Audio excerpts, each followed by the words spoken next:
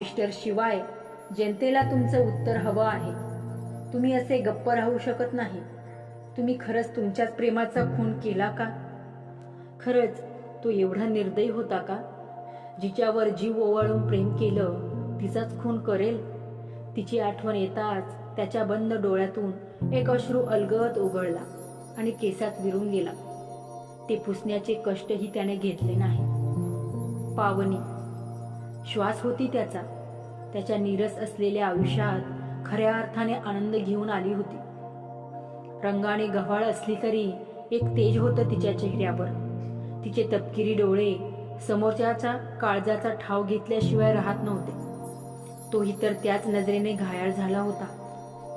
तिचे कमरेपर्यंत डोलणारे रेशमी केस जे त्याला खूप जास्त प्रिय होते, त्याच केसांच्या सावलीत तो कितीतरी वेळ तिच्या मांडीवर डोकं ठेवून सगळं जग